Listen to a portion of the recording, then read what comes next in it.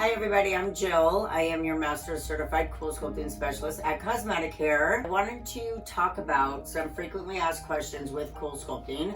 When do you start seeing results? So you start seeing results with CoolSculpting between 3 to 5 weeks. Everybody's body is a little bit different, and so it kind of varies, and you'll see a slow reduction of size over a 3-month period of time. So your optimal results are going to be 3 months after your last treatment. Another question that is often asked are how long the results last. So the results of CoolSculpting are permanent. As humans, we don't regenerate new fat cells, and so what CoolSculpting is doing is actually freezing and killing your fat cells and eliminating them from your body, and so you will forever have less fat cells in the area that's treated. Another question that's often asked is if CoolSculpting is painful. And the answer is no.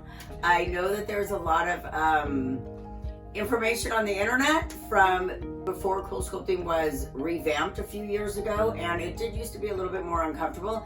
Now it is not uncomfortable. CoolSculpting, you literally go through the process of an ice pack, and so it gets cold, it gets real cold for about 5 minutes, and then you're numb the rest of the time. So most of my patients are watching movies, eating lunch, doing conference calls for work, so it's actually no big deal at all. So a lot of people ask how many sessions that they'll need.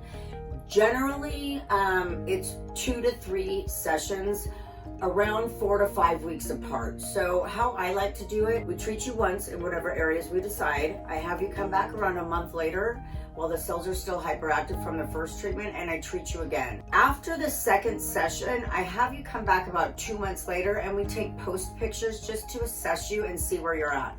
I have about 50 to 65% of my patients that choose to get a third session. Some people are super happy with 2, so it's kind of up to the individual. The cost does vary per patient, as everybody has a different size and shape body. So the best way to find out the exact cost for you would be through an assessment. We do virtual consultations or in person.